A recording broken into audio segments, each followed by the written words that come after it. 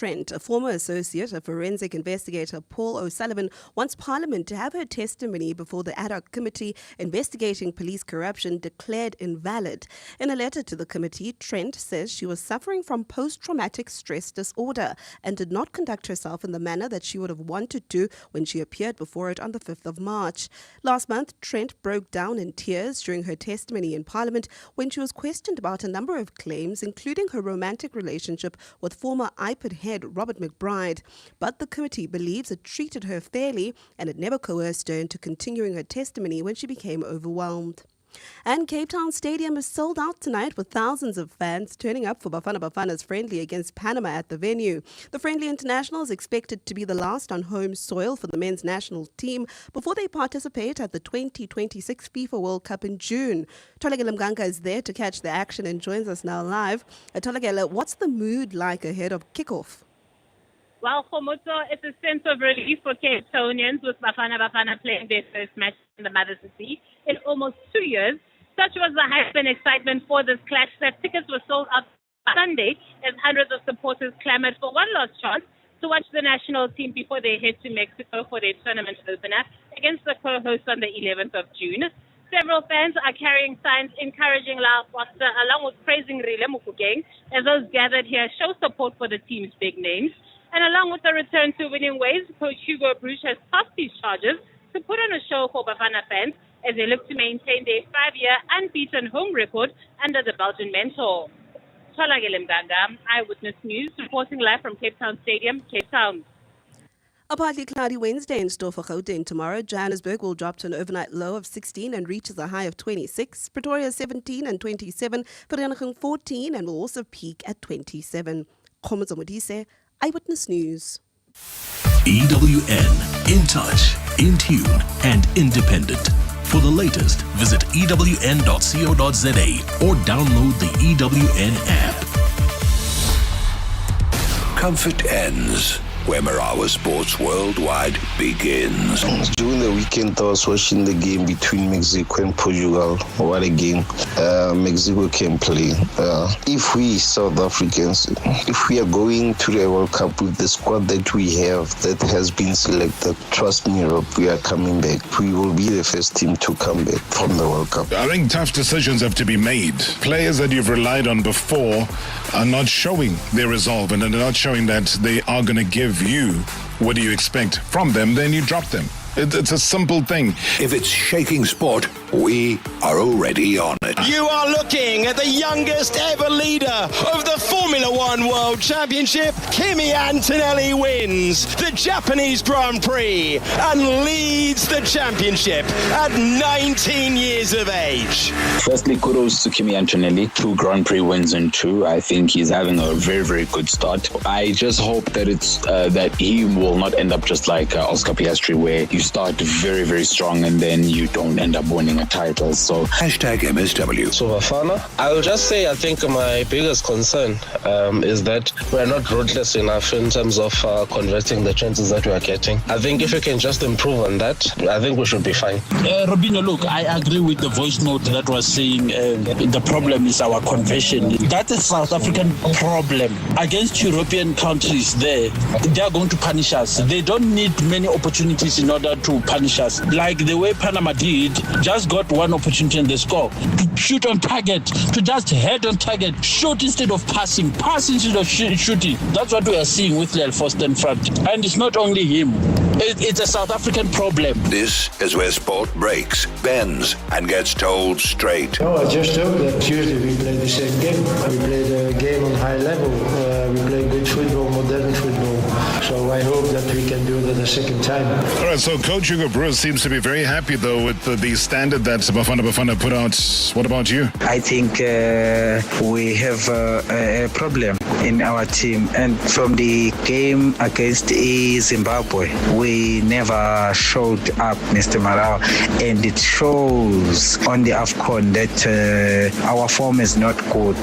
I'm not happy, Mr. Marao. Marawa Sports Worldwide on 947, Vuma FM, Rise FM, and Soweto Live. All right, the crossing to Cape Town has already happened, I guess. Hey, who knows? Maybe we might just cross over to the Minister of Home Affairs coming up right here on Marawa Sports Worldwide. Probably brought to you by Hollywood Bets. The thrill, the drama, the action. Let the game begin. Marava Sports Worldwide on 947, Vuma FM and Rise FM. Powered by Hollywood Bets. Jeez, what an intro, eh? Marava Sports Worldwide is going to war, where the analysis hits harder than the tackle. It was like 1996 Darops. Tune in for the knockout broadcast, 5:30 p.m. weekdays on #MSW. All right, so let's head into it. Welcome to a show, a very busy one it is. Bertie Grobbelaar is on standby. He's going to be our guest. If you're having all these problems about ticketing yesterday, I think hopefully the questions that you have will be answered on the show tonight. So very, very busy from beginning to end, and also a very busy football night. South Africa's energy and anticipation. Hey, Cape Town. I saw shots early on television. It looks like people are streaming into that stadium. Moments away from Bafana Bafana versus Panama Part 2. And despite the heartbreak of AFCON, I can tell you the nation's faith remains unshaken.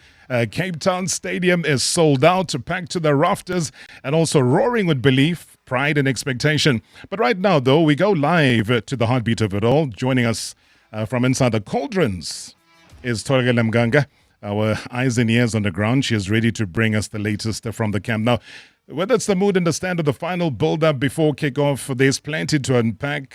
She's going to be setting the scene for us. That's EW and sports reporter live from Cape Town at the Cape Town Stadium. Tolagale Mganga, good evening and what a night. How would you compare tonight to Durban last week? Good evening, Rob. I'm not going to lie to you. I love Durban with all of my heart, but Cape Town people have shown up. It is a Tuesday. It's still fairly warm. Everybody here keeps on telling me, like by 7 o'clock, we'll all be wearing our jackets.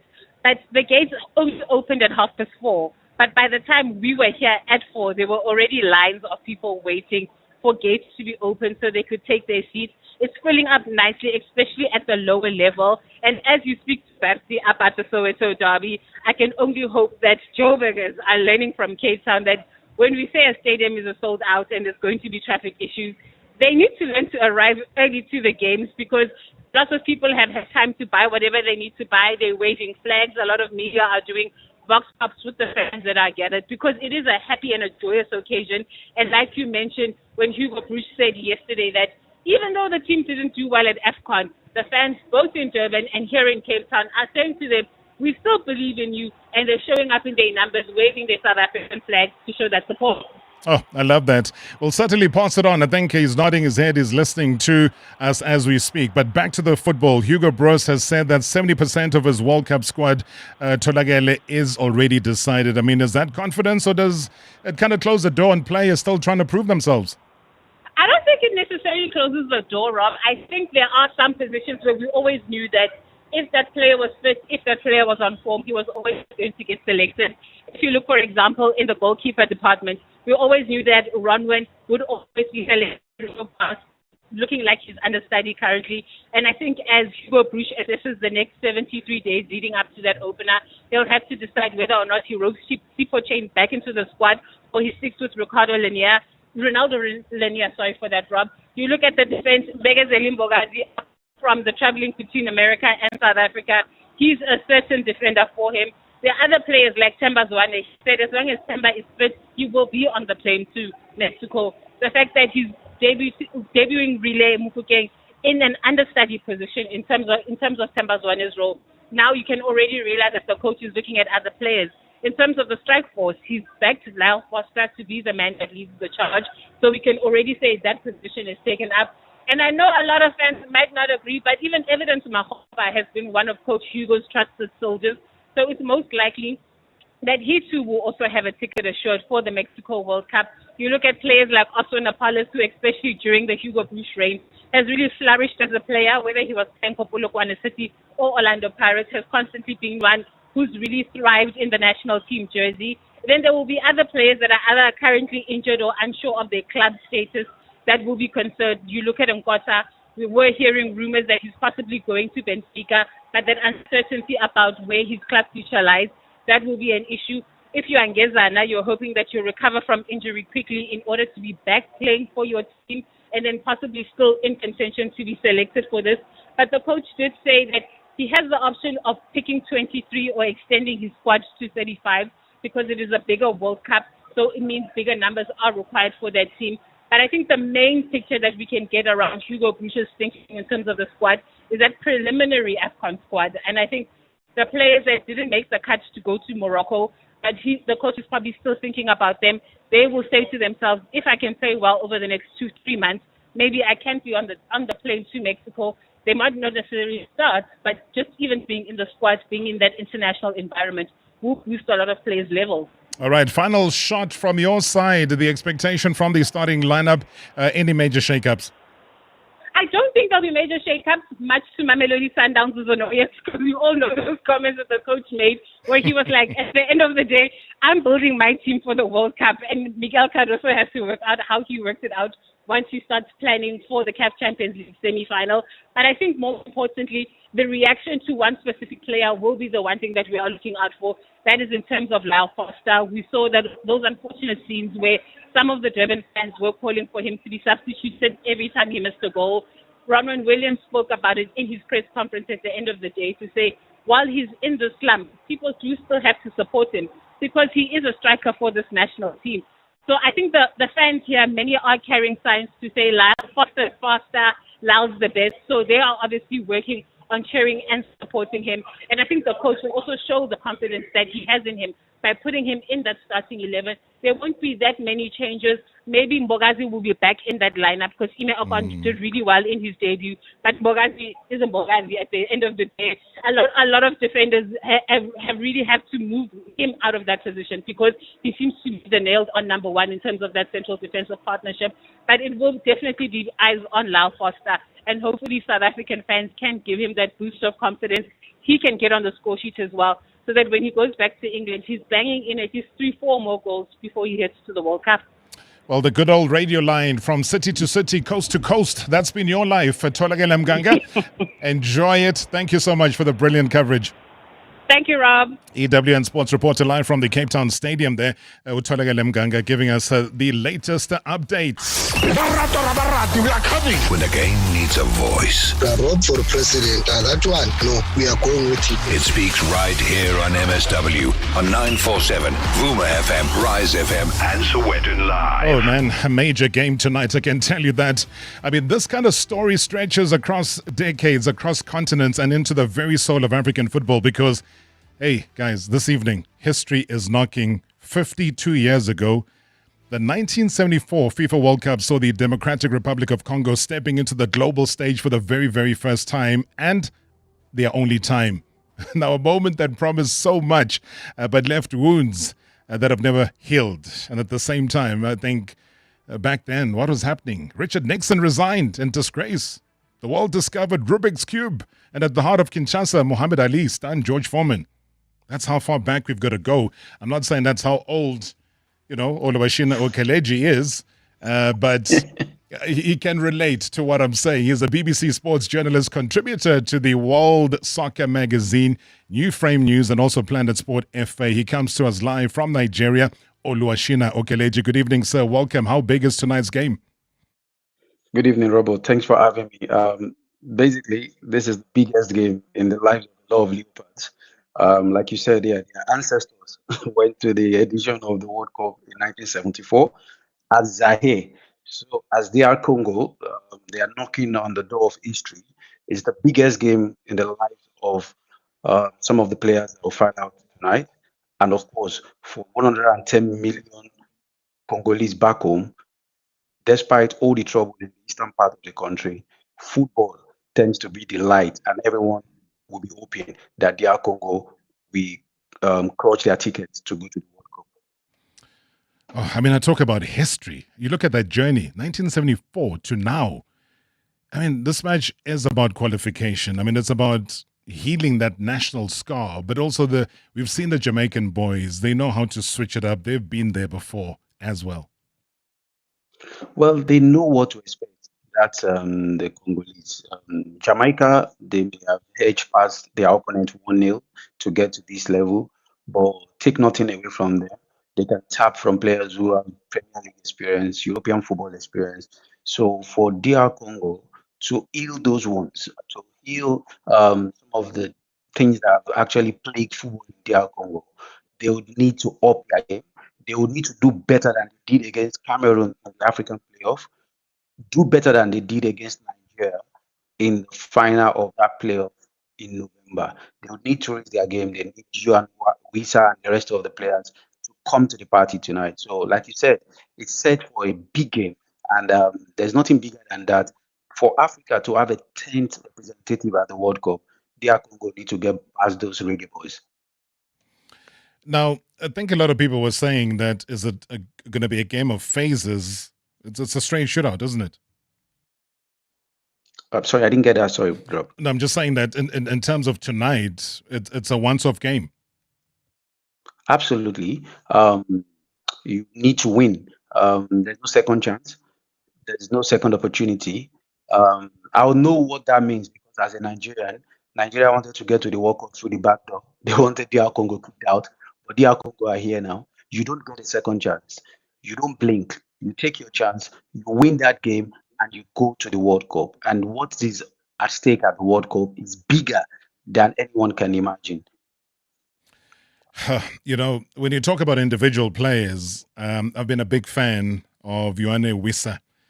I've seen his rise from Brentford. I see him now at Newcastle. Maybe he hasn't quite given his best at Newcastle.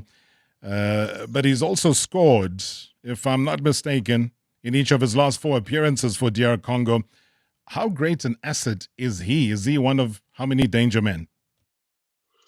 He's undoubtedly one of their biggest names. Remember, they have Aaron Wan-Bissaka and Exel Tuanzebe, who are former England international. He himself played football for England, for France. That's the main man, Yoane Wissa. He's a big man there. He's been profiled by FIFA. He's been talked about as the man that could potentially be the decider for DR Congo. They missed him greatly during the one of at the AFCON, and of course they also missed him during the playoff as well. So he's a player that comes in with so much at stake. Remember, he hasn't really been firing for Newcastle United like everyone expected. He was a big player at Brentford, but tonight he's been talking. It says if anybody would need to score the goals, he wouldn't mind sharing that with anyone because he himself is still talking and saying, you need to start a game for you to actually win a game. So he's hoping to get in the starting lineup, but he has a big role to play in how much the Leopards will perform tonight. All right, I now got a minute left, but I can't let you go. Because I was shocked. I'm like, guys, there's 72 days to go before the FIFA World Cup. There takes Ghana, grabs the gun, fires it in the direction of the coach and says, you're fired, you're gone.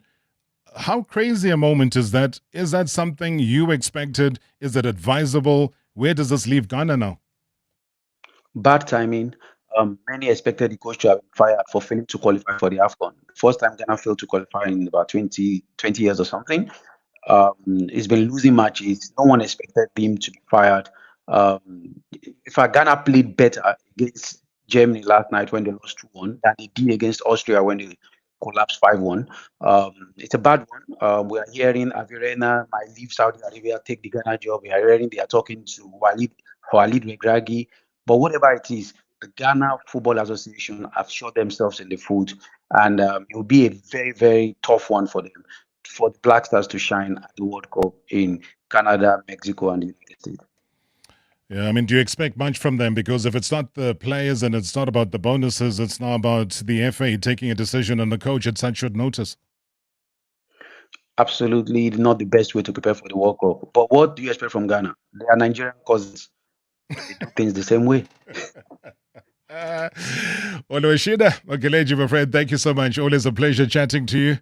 BBC sport Thanks journalist, contributor to World Soccer Magazine, New Frame News, and also Planet Sport FA, joining us live from Nigeria with that news, as we say that the coach of the Nigerian football, the national team, having been fired with just 72 days to go. But talking about firing, Tottenham Hotspur announcing just as we're going on air that, there was a lot of speculation that they're pleased to announce the appointment of Roberto De Zerbi as the new men's head coach on a long-term contract, subject to a work permit. Talk about throwing the man into the fire. Hashtag MSW live now on 947 Vuma FM, Rise FM, and Soweto Live at the same time.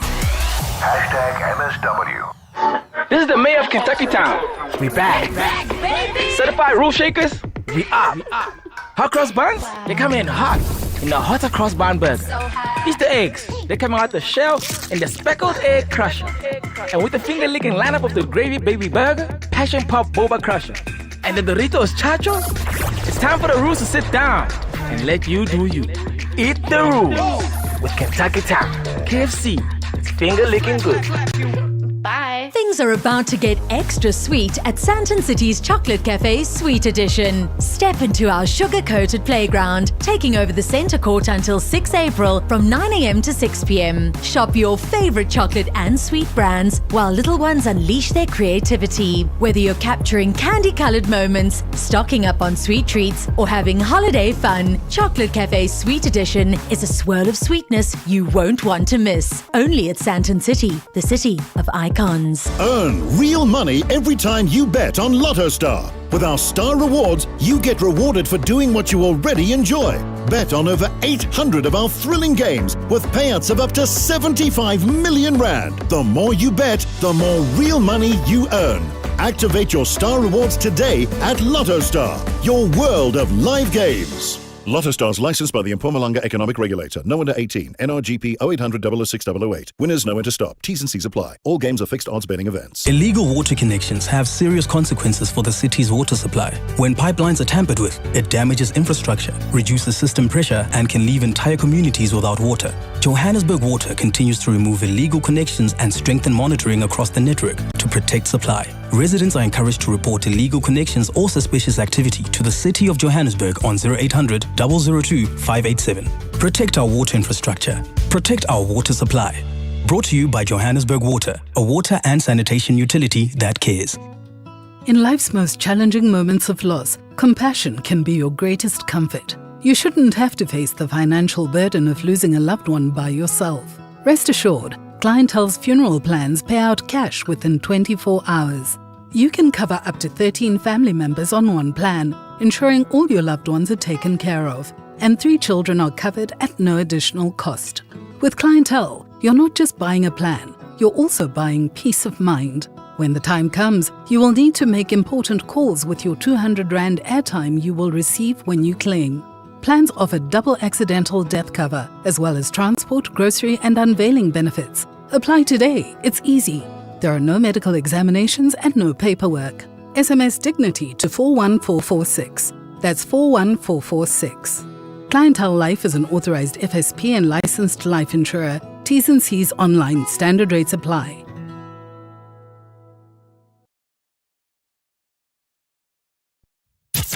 Previously on Marawa Sports Worldwide. I mean, he delivered, winning his bout by majority decision against Tulunga Sitimela in a Boxing South Africa sanctioned fight. But what followed has left the entire sporting community holding its breath. Ngube was later admitted to hospital for precautionary observation, joined by the CEO of Boxing South Africa, Tulufelo Lijake. Dodana goes into a fight against Timela Friday evening. He wins the fight, celebrates, and then start complaining about a headache. It got into an operation in the evening of Saturday. So the brief we got was from the nurse in charge, who basically said that, listen, this is a critical situation, but now that he has been to theater and out, we are waiting for him to see if he can respond.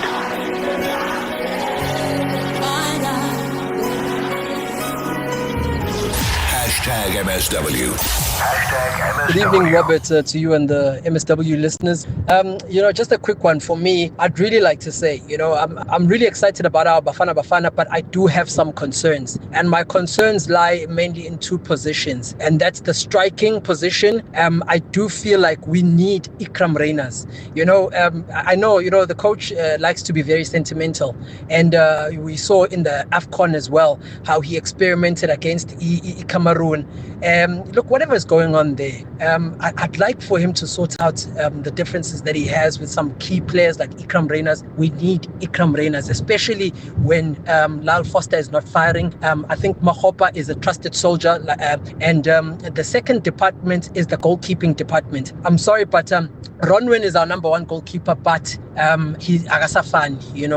We need a China in that squad. We need to have another strong goalkeeper.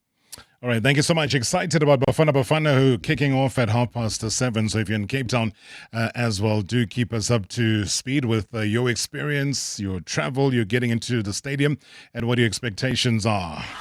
Geez, what an intro. Marawa Sports Worldwide is going to war, where the analysis hits harder than the tackle. It was like 1996 Darrows. Tune in for the knockout broadcast, 5:30 p.m. weekdays on #MSW.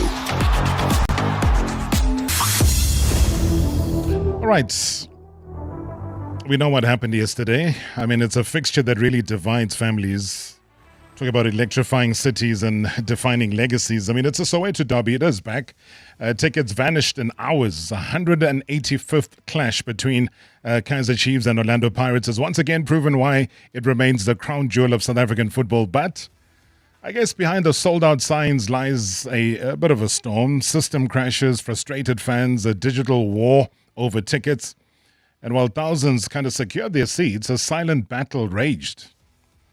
I mean, I'm told about bots and illegal syndicates, a fight for fairness.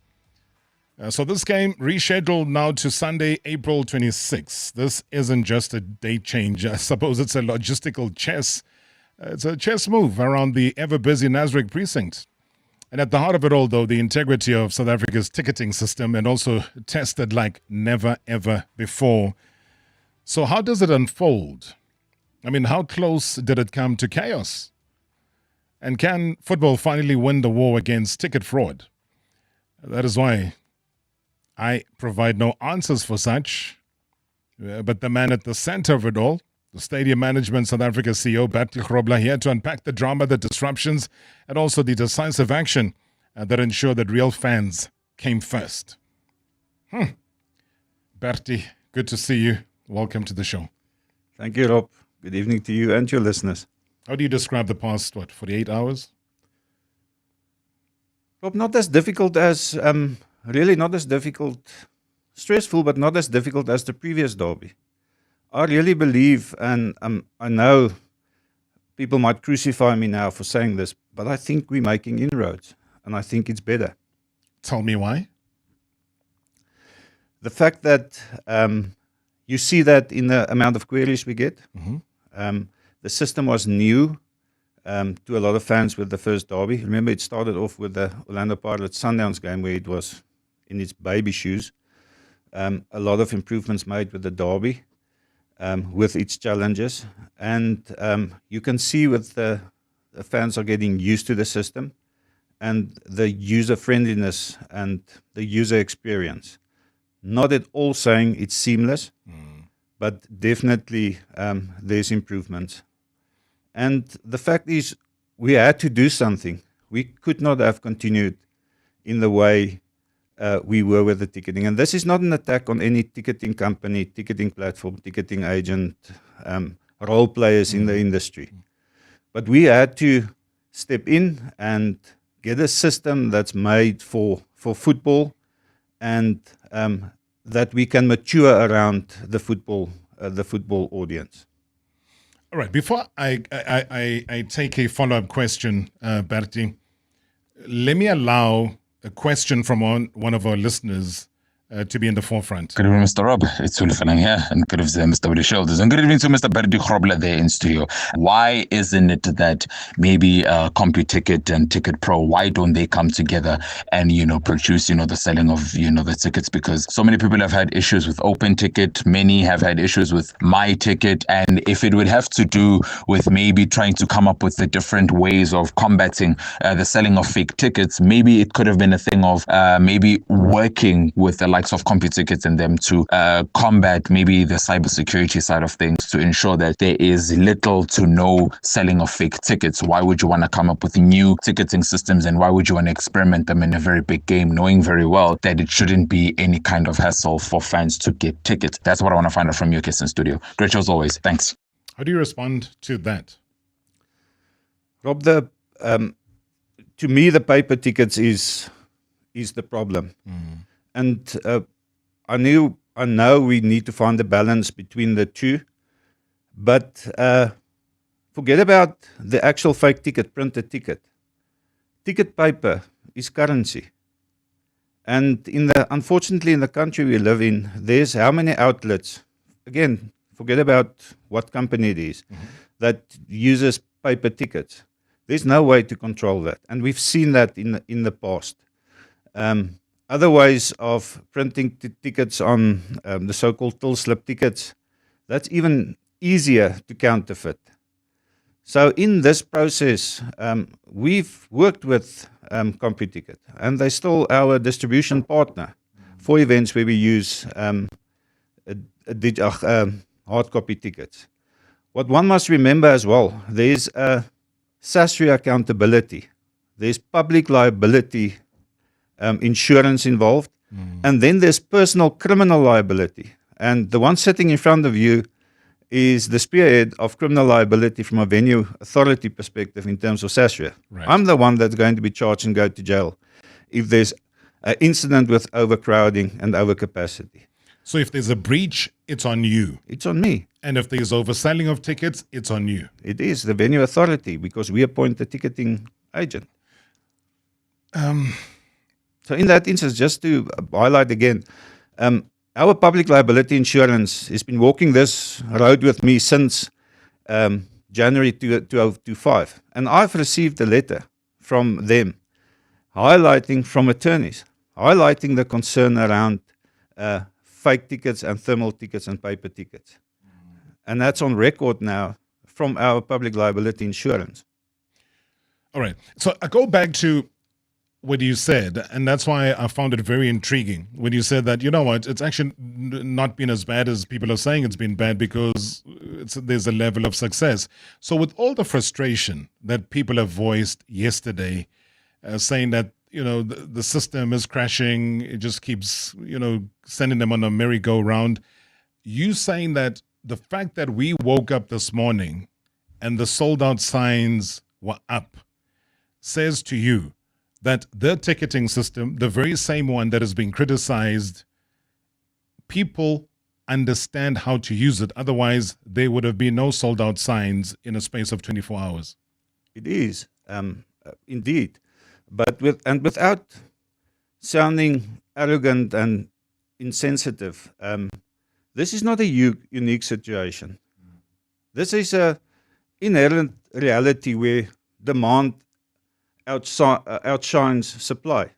And I've went and did some research and phoned some people today, and I want to highlight with you that, and there was no system crash, and I'll deal with it just now. That's an important one. Yeah, but in 2022, remember the Taylor Swift concert? Yes. The concert where the system crashed, and one of the professors I found at the university today said there was even a US Senate hearing around that. We have the Copa del Rey final in 2022, AC Milan versus Inter Milan in 2023, the Champions League final.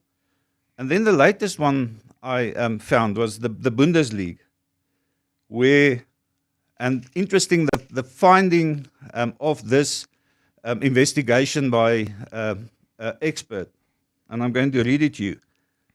It shows that top tier European clubs struggle with demand in peak events and bot attacks. This is exactly what happened to us in South Africa. So the bot attacks come through as something that is of a global negative. So when you describe and you say, South Africa, listen, there was no system crash. you explain it in what language? Because what people then described, and I think we were able to share some of those experiences here on the radio, where people were screen grabbing and showing us the video of what was happening within their system. So they take it and deem that as a system crash. So if you're saying it's not a system crash, then to them, what would you describe it as? Maybe it's good for me to explain because I'm no technocrat and technical expert either. From the verifiable data that we've got, and I've sent it to Dave to an independent expert to give me a report on that, and I'll share it with you. There were 116 million attempts to gain access to the system. 116 million for the Soweto Derby. For the Soweto Derby, with 70% of that being bot attacks. Now, that's why I am extremely satisfied with the system. It withstood these attacks. The system did not crash, and I'll elaborate on that now. We first had an attempt by a bot, humanly created intervention to purchase 20,000 tickets twice. So that is more than 50. Humanly created bot wanting to do 20,000 times 2. Yeah. Tickets. So 40,000 tickets going to one body. Going out of the system. Now, the system is fixed at 8 tickets per individual. Right. And the system identified that bot, avoided that to take place. What then happened, part of this 116 million is, in my layman's language, they overcapacitate the system and they put you in a queue. So you number 8,001 in the queue, and they don't complete the transactions, this 8,000. So they're there to just block the queue. Block the queue. Yeah. So what happened when we realized that, and you can see the ticket sales, successful sales, between 11 and 12, it was 1,635. Then between 12 and 1, we had 6,000, nearly 7,000 tickets sold. Then between 1 and 2, 3,271. The year we realized this, we need to sort out these bots, otherwise we're going to have an issue. I was advised that they need to put the system on maintenance. That entails that you're still allowed to buy, but it's extremely slow. They then made a plan to set up a secondary server and isolate these bots, not to infiltrate the system. Obviously, it happened later on as well because you constantly need to identify and isolate these attacks. But the system retained its integrity. And I believe, as I said here, there's a fair distribution of tickets in the sense that, and the data also showed per individual purchase, that purchase tickets, it's an average of 2.8 tickets per person. Because, obviously I had a look at the report and there was a system and a systematic change come 9 o'clock in the evening. So 2100 hours to 10 o'clock in the evening. There were 17,000 tickets sold in that hour. Yes. 17,000. But coupled with that, there were 6,182 unsuccessful attempts.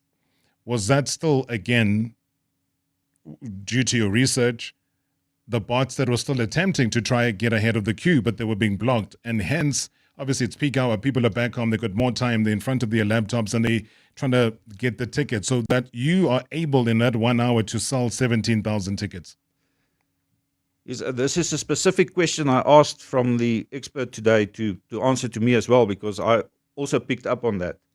And his report indicates, and again, quoting from it, unsuccessful attempts are not a negative indicator. A large portion typically comes from bots, scalping attempts, user refreshing and retrying, abandoned cards, and payment failures, and duplicate sessions per user. Then again, what we all know and that we relied on, high unsuccessful attempts often signal strong demand, not failure. It's not something that a person sitting here listening to me that was stuck in the queue for 2 hours want to hear. And I wish it could be better, but that's what I'm confronted with. But do they have the systems? Maybe you'll answer after the break. Do they have the systems in place to permanently remove? I know that with technology, people migrate. So you block them here, they move to the next. They open a different account, they try again. But surely that should redirect them to the person or individuals concerned and a criminal case be opened against them, because this is fraud at its highest. Hashtag MSW live now on 947 Vuma FM, Rise FM, and Soweto Live at the same time. Hashtag MSW. At MediClinic, we believe that life happens in the little moments. Like when you laugh so hard at your own joke, you never get to the punchline. Or when just one more page turns into 3 chapters of their favorite bedtime story. Or when you remember every grandkid's name, first try. These little moments are some of life's best moments, and they are made possible by expert care. MediClinic. Expertise you can trust. Ladies and gentlemen, the Mambo Storage and Home Song. A 1, a 2, a 3, 4, 5. A little bit of clutter out of sight. A little bit of freshness sealed in tight. A little bit of pantry rearrange. A little bit of wow, what a big change! At Mambo Storage and Home, you'll find storage containers big and small to create order on your shelves and in your fridge. Make your home your happy zone. www.mambos.co.za. Guess what? What? King Pie is giving away 3 cars. Yep, you heard me. And you could be the lucky winner driving one home. All you have to do is buy the Big Share Feast. Backed by popular demand. That's right. Grab yourself a feast and stand a chance to win big. Now that's true freedom.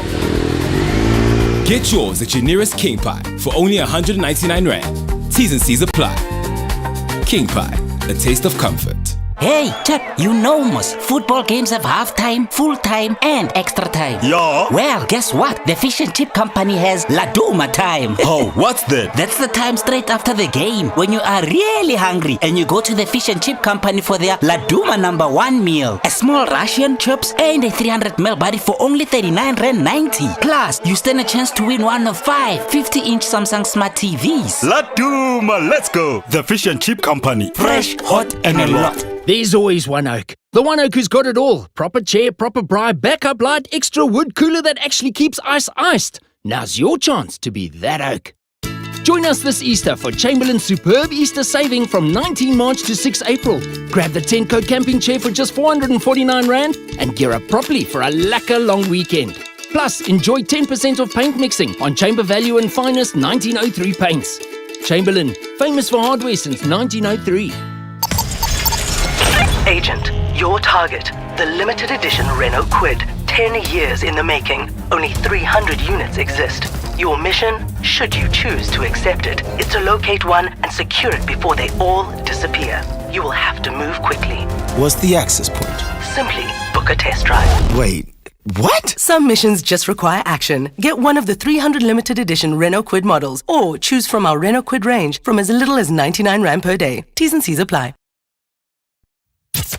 Previously on Marawa Sports Worldwide. Well, as I said, that a lot of you have been complaining. The MyTicket app crashing, not working, not responding. Orlando Pirates media officer, Thandi Merafe. I mean, firstly, a Soweto derby on a Sunday was always going to be exciting. Yeah, of course. I think it's a first to have the Soweto derby on a Sunday.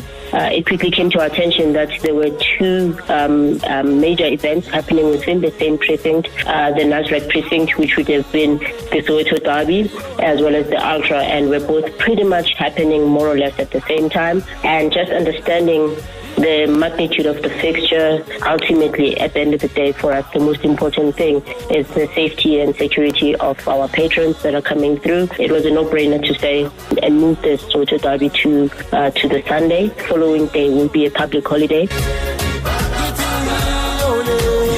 Hashtag MSW. MSW. Good evening, Rob, and the listeners. From the football side of things, I'm very disappointed, Rob. Very disappointed. I couldn't get the tickets for the Soweto Derby, the upcoming Soweto Derby on the 25th. Spent almost 4 to 5 hours yesterday on my ticket website.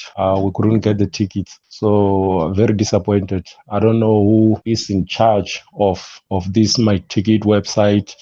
They're letting us down as the football fans. They are really letting us down. We are the same fans who are going to Orlando Stadium, buying tickets week in and week out. Come Soweto Derby, the PSL decide to bring another entity to sell the tickets. We've never had any issues as the football fan buying ticket on whether it's complete ticket or open ticket. So it doesn't make sense to me why they introduced this new system. Very disappointed, Rob, without the PSL handling this whole issue. Thank you.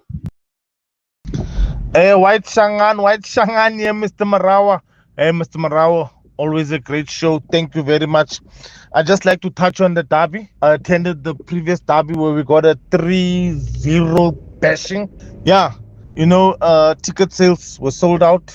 And then during the game, just before halftime, gates were open. People came in without tickets. I was in the midst of the stands. You had people sitting and, I think we were 110,000 people in the stadium, Mr. Marawa. Can we really look into the security of this game? Some of us, we love this team called Kaizer Chiefs. We love this derby.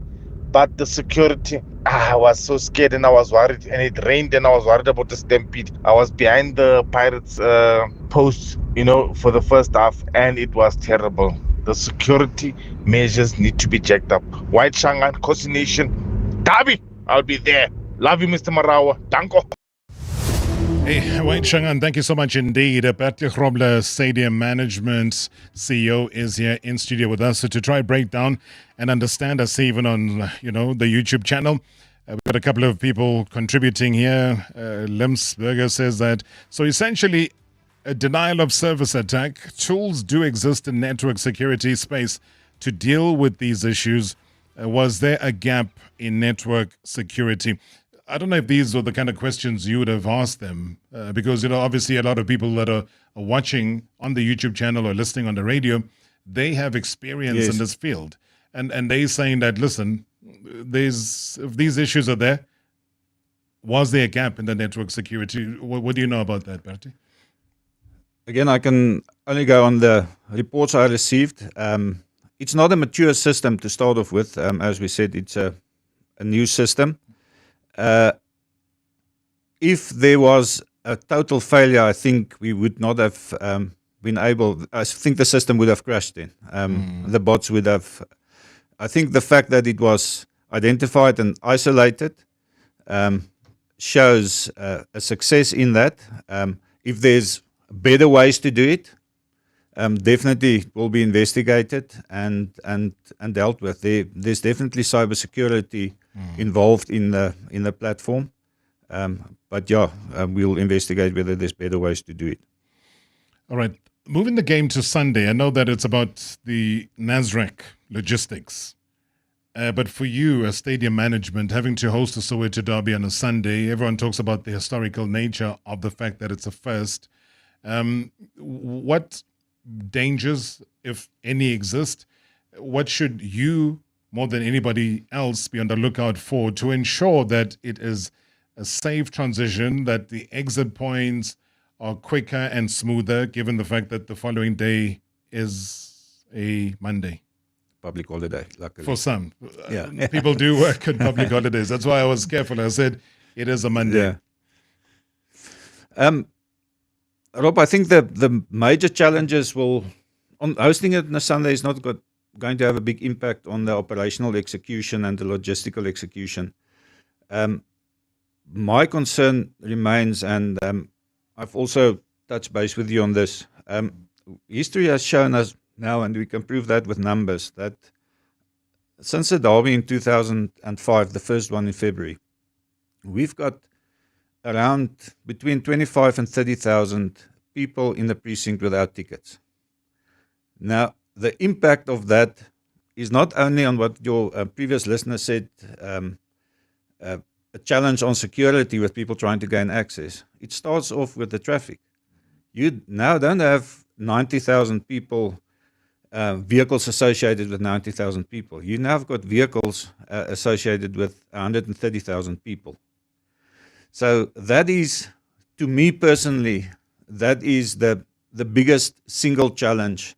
Not the ticketing platform, not the access control hardware and systems in place. The fact that you need to deal with those people trying to gain access. Add to that what we've now said, syndicates involved in on-selling tickets, syndicates involved in selling counterfeit tickets that flows around in the venue. And then with that comes a bribery and other illegalities that involves sometimes security, sometimes scanning personnel. The whole ecosystem gets messed up by this criminal activity, and that impacts the execution of a safe and secure event.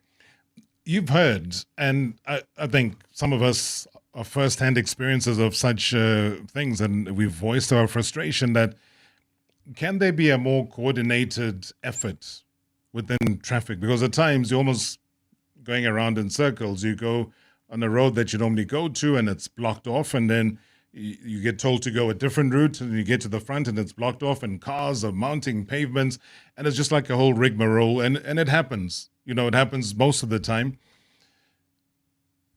How do we ensure that the fans, now that we know that it's a month to go before the derby, there's a lot of time, maybe not for you, but you know, there's just a lot of time.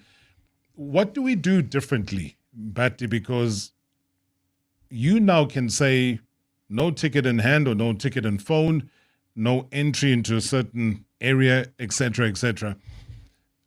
We know batteries run flat, we have to go through the same rigmarole again of saying download the ticket to make sure that it's caught up in whatever the app is that manages that you don't need the network. So once it's downloaded, it's ready to be shown. But if your battery dies, then what must the person do? So there's all manner of things, and I'm sure it's global. It's not just a South African thing. But back to my point about we have the time to try and fix things. Just from a trafficking perspective, that's the biggest frustration outside of anything and everything, is that how soon do you have these conversations with JMPD? Well, I think one of the extremely positive things that stemmed from the last three derbies with the issues. The meetings was already conducted, and there's going to be a huge change in the precinct management. It's going to come with its frustrations again, but we're going to need the fans to cooperate with us in that. We need to eliminate the vehicles in the precinct. So there's going to be 4 major road closure points. If you haven't got a parking ticket or a VAP, you won't be able to access the precinct. What's a VAP now? A vehicle access permit. That is what you normally get. You don't get a parking ticket. I don't know what a VAP is. So, for example, service providers will get a vehicle access permit. The people in the jock, not a parking ticket. There's 8,000 parking tickets made available to the fans. And if you don't have a parking ticket, you're going to be rerouted at these road closure points. We've all agreed in the meeting that both clubs, the home club, Orlando Pirates plus Kaizer Chiefs, will assist us in communicating this and enforcing this message with the fans. And as you said, luckily we've got nearly a month to do so. And are we going to eradicate the whole problem? No, we are not. But we're going to reduce it to a large extent. Because the rerouting itself is already the problem, because now you got a taxi that has to go around and then facing the oncoming traffic, and then he has to negotiate his way around. And it becomes a big problem. So what I'm interested in, again, is what the listeners have to say. Good evening, Marlibut. Levicholaga Kinako Vampire from Madamas Fontaine here in Limpopo. What's our way, man? It's so sad, man. It's so sad. As somebody who's not even electronically smart, I don't even know how to buy a ticket online. I don't know. I only know how to buy a ticket when I go to ShopRite, that store, and Compu Tickets and other retail outlets. Now, this thing is frustrating. Check. There's so many people who buy tickets in bulks. I don't think I ever will watch Soweto Derby again. I don't think so. I'll just accept that, which is difficult to make peace with. Can somebody please help us, those who are not electronically smart? I'm an old man who doesn't know how to even use a cell phone to buy a ticket online. Tobel. You're an old man that was able to leave a voice note. So that is a good start. That's all I can say. He's made a good start. I'm not tech savvy myself. No. I pass on a lot of things to people who can. And I will put my hand up and say, I am not, but willing to learn. And it's going to take time because everything now is about an app. You go to a shop. Have you downloaded your app? No. But what about this card that you said? No, the cards don't work. Now you must have an app. So we are being driven in that direction. So what do you say to somebody like that who wants to go to the derby, is half giving up or never going back there again? Yeah, I really got sympathy, and I have sympathy with the listener and specifically his plea, but somewhere we need to make the change. And it's not a stadium management and a stadium venue authority decision alone. We obviously involved the club in these discussions, and it was taking into account all the risks that's associated with the derby that we experienced in the past. I can't take the point further to say I've got sympathy, but it's part of the change, Rob. Good evening, Rob, and good evening to Bertie Grobbelaar. Mine is very quick. I need to find out from stadium management what contingency measures are in place to ensure business continuity in an event that the ticket scanning devices malfunction or experience network connectivity issues, thereby preventing unauthorized or unticketed supporters from entering the stadium. Like what we experienced in the last Soweto Derby, and additionally, what is the justification for purchasing a level 2 ticket at a price of 170 when the designated seating area becomes overcrowded with supporters who have purchased lower priced tickets? What is it that stadium management is doing to ensure that people sit according to the price ticket that they bought? Thank you so much, Debacle, thank you so much. An important question. Very valid question as well. And that's associated with the overcrowding. I firmly believe that if you've got 10,000 or 8,000 people more than capacity in the stadium, they're going to seek a spot to sit. I'll deal with the contingency measures on the outside now, but there's definitely, and there's training underway, and there's different split points to ensure that the levels are split properly and that people go to the correct level. What we unfortunately experienced in past events is people, after half time, it gets extremely difficult if they decide to move to level 1 to control that when they return from the bathrooms and getting a beer at the bars. But it is an issue, and it's not an issue that the fans should answer. It's an issue that, and not stadium management. There's other role players in managing events as well. I maybe it's because I'm easy to answer to questions that the perception is that all of these negativity falls in my lap. As much as I'm a stakeholder in the event management, or not stadium management, there's other role players as well that as a collective manage events. It's not stadium management on its own. No, 100%. And that's why I always say that I thank you for always being available. The fire was on yesterday. You could have easily said, no, listen, I've got a family, something to attend. But you said, no, I'm going to come through and I'll answer whatever the questions are that the people want to throw at me. I'm going to be here. And I don't take that for granted, because a lot of leaders don't lead. They go under a hole and they hide and wait until things settle down, and then they come up again for oxygen. And you haven't been one to do that, so I appreciate that. Thanks, Rob. Thank you so much there, Bertie Grobbelaar, Stadium Management CEO. Time flew by. I mean, so many issues. I know that others may be closer to the time and we might have to revisit. And whatever other questions, guys, that you do have, let's keep it a community. Let's not always throw stones. Let's throw the stones, but provide solutions ourselves. And I am told, though, that Ghana are in advanced talks with Walid Regragui to appoint him as the new Black Stars coach. Remember him, who guided Morocco to the 2022 World Cup semi-finals and AFCON 25 finals. Could he be the man to guide the Black Stars? Find out tomorrow. Good luck, Bafana Bafana. Marawa Sports Worldwide, proudly brought to you by Hollywood Bets. Let's go! The moments you remember. The games you can't forget. Marawa Sports Worldwide on 947, Vuma FM and Rise FM. Powered by Hollywood Bets. #MSW.